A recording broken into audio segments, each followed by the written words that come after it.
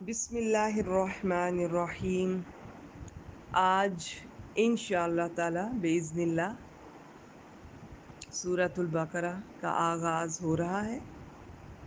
تھوڑا سا اس کے بارے میں، چونکہ اس گروپ میں بہت زیادہ لمبے وائس نوٹ نہیں کر سکتی، تو بہت کچھ جو اس کے حق میں، اس کی دلائل، جو آپ کہہ لیں کہ جو اس کے ریفرنس، کچھ بھی مجھے آپ سے کسی آیت سے متعلق کچھ شیئر کرنا ہے جو قرآن مجید اور احادیث مبارکہ سے ثابت ہوتا ہے، میں وہ آپ کو ان کے اسکرین شاٹ لے کر ہر آیت کے ساتھ میں شیئر کر دیا کروں گی۔ تو اس سورہ کی جو فضیلت ہے بہت زیادہ ہمیں احادیث مبارکہ سے پتہ چلتی ہے۔ چند آپ کے لیے منتخب کی ہیں، آپ انہیں ضرور میں شیئر کرنے جا رہی ہوں، دیکھیے گا۔ یہ مدنی صورت ہے۔ مکی اور مدنی میں ایک فرق، ایک مین یاد رکھیے گا۔ مکی صورتیں ہم تو یہ سمجھتے ہیں نا، جو مکہ میں نازل ہوئی وہ مکی، جو مدینہ میں نازل ہوئی وہ مدنی۔ یہ کسی حد تک تو ٹھیک ہے، لیکن یہ مکمل ٹھیک نہیں ہے۔ جو ہجرت سے پہلے نازل ہوتی ہیں وہ مکی صورتیں ہوتی ہیں، جو ہجرت کے بعد نازل ہوئیں وہ مدنی ہوتی ہیں، چاہے وہ مدینہ کے باہر کہیں نازل ہوئیں، لیکن وہ ہجرت کے بعد ہے تو انہیں مدنی کہا جاتا ہے۔ ہجرت کے بعد یہ سب سے پہلی صورت ہے اور یہ لمبا عرصہ تک نازل ہوتی رہی، تو اور قرآن مجید کی سب سے لمبی صورت ہے۔ اور اس کا نام بقرہ اس لیے ہے کہ اس میں ایک گائے کے ذبح کرنے کا پتہ چلتا ہے۔ وہ آگے چل کے یہ واقعہ جو بنی اسرائیل سے جو اللہ تعالیٰ نے یہ انہیں حکم دیا تھا، اس کے بارے میں انشاءاللہ تعالیٰ دیکھیں گے۔ سورت کہتے ہیں، اس کے بہت سارے مختلف معنی ہیں۔ بلندی، ٹکڑا، حصہ، فصیل کو بھی کہتے ہیں۔ تو سورت اور البقرہ، ان دونوں کو میں نے تھوڑا سا آپ کو بتایا، اور اس کی فضیلت میں ابھی آپ سے انشاءاللہ تعالیٰ احادیث مبارکہ شیئر کروں گی۔ باقی یہ بہت ہی اس کی فضیلت آئی ہے، آپ یہ جب پڑھیں گے تو آپ کو اندازہ ہوگا۔ اس میں قرآن مجید کے آپ کہہ لیں کہ جو ہماری زندگی میں کچھ ہو سکتا ہے نا، عقائد ہو سکتے ہیں ہمارے، اور اس کے علاوہ عبادات، معاملات، اخلاقیات، یہ سب اس سورہ میں آ جائیں گے۔ عقائد میں جو بیسک ہمارے عقائد ہیں، ہمارے توحید کے بارے میں، رسالت کے بارے میں، یوم آخرت کے بارے میں، جزا اور سزا کے بارے میں، اور عبادات میں جو ہمارے بیسک نماز، روزہ، حج، زکوٰۃ۔ معاملات میں بھی بہت کچھ آ جاتا ہے، نکاح، طلاق، عدت، قصاص اور وصیت، رہن، قرض، سود، آپ دیکھیے گا بہت کچھ، اور اخلاقیات میں بہت کچھ اس میں شامل ہوگا۔ یہ سب کو کور کرتی ہے۔ تو یہ انشاءاللہ تعالیٰ آپ بہت خوشی سے، بہت شکر گزاری کے ساتھ آپ اس کا آغاز کیجیے گا، اس دعا کے ساتھ کہ اللہ تعالیٰ آپ کو استقامت دیں۔ بہت کچھ سیکھنے کو ملے گا۔ یہ اکیلی سورہ یہ بہت کچھ آپ کی زندگی کے معاملات کو، چیزوں کو کور کرے گی انشاءاللہ تعالیٰ۔ حضرت عمر بن خطاب رضی اللہ تعالیٰ عنہ کے بارے میں آتا ہے کہ انہوں نے 12 سال اس سورہ کا علم حاصل کرنے میں، اس کو سمجھنے میں لگائے، اور ان کے بیٹے حضرت عبداللہ بن عمر رضی اللہ تعالیٰ عنہ، انہوں نے 8 سال لگائے۔ تو کیا ہم اپنی زندگی کے کچھ عرصہ، کچھ ٹائم نہیں دے سکتے ان کو سیکھنے کے لیے؟ تو یہ دین کا علم، قرآن کا علم جاننا یہ فرض ہے، یہ ضروری ہے۔ اب دیکھیے، ہم نے سورۃ الفاتحہ کو ابھی تک دیکھا، اس کا میں تھوڑی سی سمری آپ کے سامنے رکھوں گی، اور آج کی پہلی آیت آپ کے سامنے رکھوں گی انشاءاللہ تعالیٰ باذن اللہ۔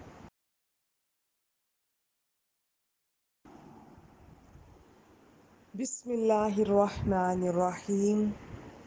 آج انشاءاللہ تعالیٰ باذن اللہ ہم سورۃ البقرہ کی پہلی آیت کو دیکھیں گے۔ ابھی تک ہم نے سورۃ الفاتحہ کو دیکھا، جس میں ہم نے اللہ تعالیٰ سے ہدایت کی دعا کی۔ تو اب جواب میں اللہ تعالیٰ سارا قرآن مجید، قرآن حکیم ہمارے سامنے یہ رکھ دیتے ہیں کہ اب آپ ہدایت اس میں ہے، یہ ہماری دعا کا جواب ہے۔ دنیا میں مانگنے کی چیزوں میں سب سے بہترین چیز ہدایت ہے۔ دنیا کی کوئی نعمت نہیں اگر اس کے ساتھ ہدایت شامل نہیں۔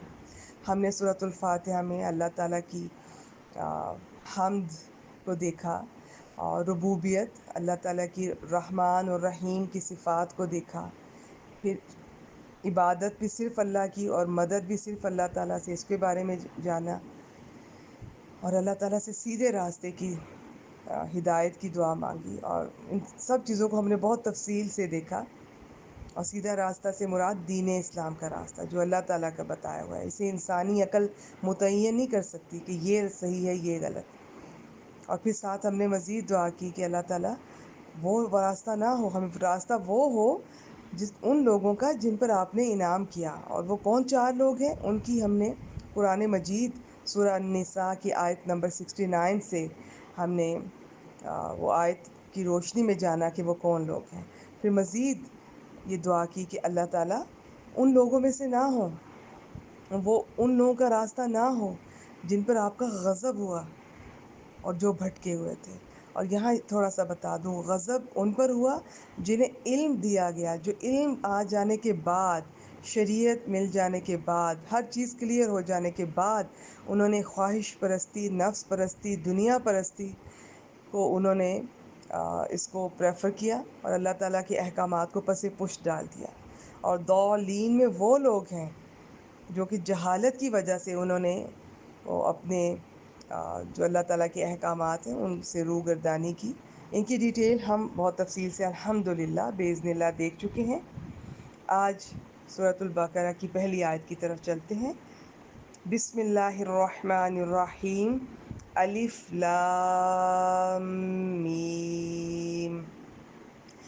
یہ حروف مقطعات انہیں کہا جاتا ہے۔ قرآن مجید کی تقریباً 29 صورتیں ایسی ہیں جن سے پہلے یہ حروف نظر آ رہے ہیں، ہمیں ملتے ہیں۔ بعض یہ سنگل ہوں گے، بعض میں ڈبل، بعض میں یہ 3 حروف ہوں گے، اس طرح سے، اس سے بھی زیادہ۔ یہاں پر 3 حروف ہم دیکھ رہے ہیں، ان کے بارے میں بھی انشاءاللہ تعالیٰ میں ایک حدیث مبارکہ آپ سے شیئر کروں گی۔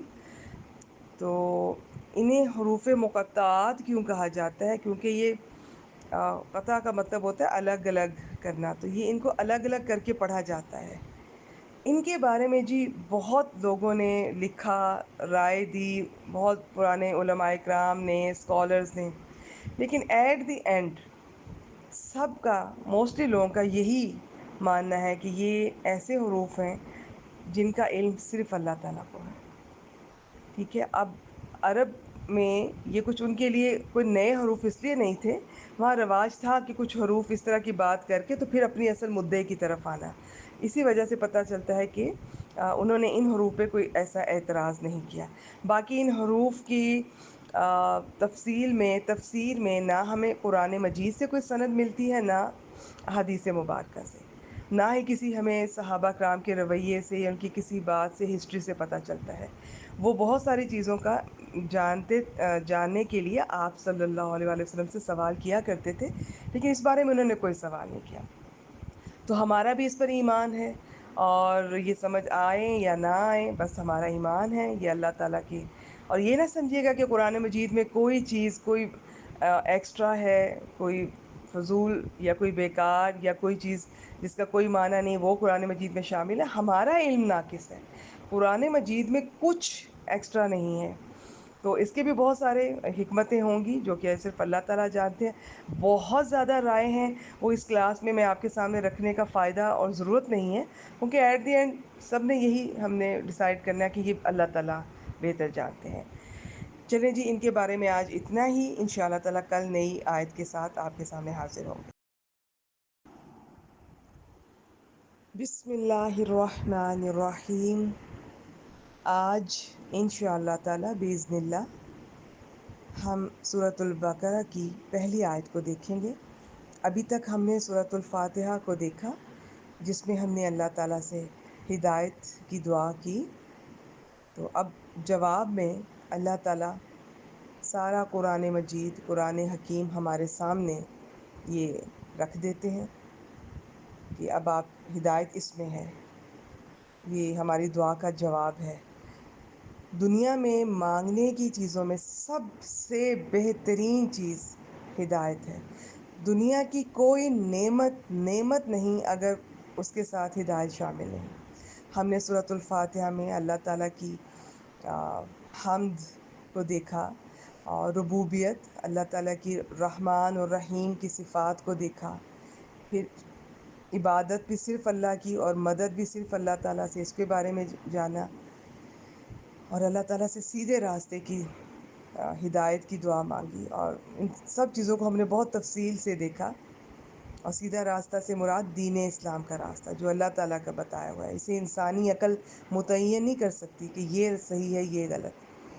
اور پھر ساتھ ہم نے مزید دعا کی کہ اللہ تعالیٰ وہ راستہ نہ ہو، ہمیں راستہ وہ ہو ان لوگوں کا جن پر آپ نے انعام کیا. اور وہ کون 4 لوگ ہیں؟ ان کی ہم نے قرآن مجید سورہ النساء کی آیت نمبر 69 سے ہم نے وہ آیت کی روشنی میں جانا کہ وہ کون لوگ ہیں. پھر مزید یہ دعا کی کہ اللہ تعالیٰ ان لوگوں میں سے نہ ہوں، وہ ان لوگوں کا راستہ نہ ہو جن پر آپ کا غضب ہوا اور جو بھٹکے ہوئے تھے.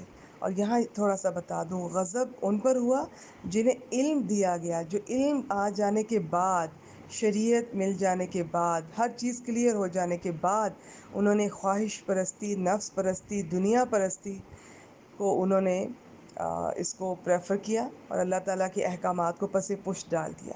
اور ضالین میں وہ لوگ ہیں جو کہ جہالت کی وجہ سے انہوں نے اپنے جو اللہ تعالیٰ کے احکامات ہیں ان سے روگردانی کی. ان کی ڈیٹیل ہم بہت تفصیل سے الحمدللہ بإذن اللہ دیکھ چکے ہیں. آج سورۃ البقرہ کی پہلی آیت کی طرف چلتے ہیں. بسم اللہ الرحمن الرحیم. الف لام میم. یہ حروف مقطعات انہیں کہا جاتا ہے. قرآن مجید کی تقریباً 29 صورتیں ایسی ہیں جن سے پہلے یہ حروف نظر آ رہے ہیں، ہمیں ملتے ہیں. بعض یہ سنگل ہوں گے، بعض میں ڈبل، بعض میں یہ 3 حروف ہوں گے، اس طرح سے، اس سے بھی زیادہ. یہاں پر 3 حروف ہم دیکھ رہے ہیں. ان کے بارے میں بھی انشاءاللہ تعالیٰ میں ایک حدیث مبارکہ آپ سے شیئر کروں گی. تو انہیں حروف مقطعات کیوں کہا جاتا ہے؟ کیونکہ یہ قطع کا مطلب ہوتا ہے الگ الگ کرنا، تو یہ ان کو الگ الگ کر کے پڑھا جاتا ہے. ان کے بارے میں جی بہت لوگوں نے لکھا، رائے دی، بہت پرانے علماء کرام نے، اسکالرز نے، لیکن ایٹ دی اینڈ سب کا، موسٹلی لوگوں کا یہی ماننا ہے کہ یہ ایسے حروف ہیں جن کا علم صرف اللہ تعالیٰ کو ہے. ٹھیک ہے. اب عرب میں یہ کچھ ان کے لیے کوئی نئے حروف اس لیے نہیں تھے، وہاں رواج تھا کہ کچھ حروف اس طرح کی بات کر کے تو پھر اپنی اصل مدعے کی طرف آنا. اسی وجہ سے پتہ چلتا ہے کہ انہوں نے ان حروف پہ کوئی ایسا اعتراض نہیں کیا.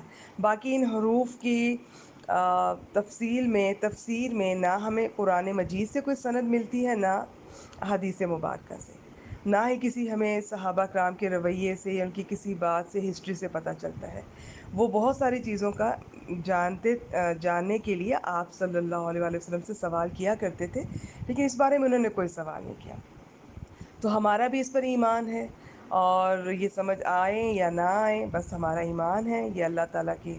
اور یہ نہ سمجھیے گا کہ قرآن مجید میں کوئی چیز، کوئی ایکسٹرا ہے، کوئی فضول یا کوئی بیکار یا کوئی چیز جس کا کوئی معنی نہیں، وہ قرآن مجید میں شامل ہے. ہمارا علم ناقص ہے، قرآن مجید میں کچھ ایکسٹرا نہیں ہے. تو اس کے بھی بہت سارے حکمتیں ہوں گی جو کہ صرف اللہ تعالیٰ جانتے ہیں. بہت زیادہ رائے ہیں، وہ اس کلاس میں آپ کے سامنے رکھنے کا فائدہ اور ضرورت نہیں ہے، کیونکہ ایٹ دی اینڈ سب نے یہی ہم نے ڈیسائیڈ کرنا ہے کہ یہ اللہ تعالیٰ بہتر جانتے ہیں. چلیں جی، ان کے بارے میں آج اتنا ہی. انشاءاللہ تعالیٰ کل نئی آیت کے ساتھ آپ کے سامنے حاضر ہوں گے.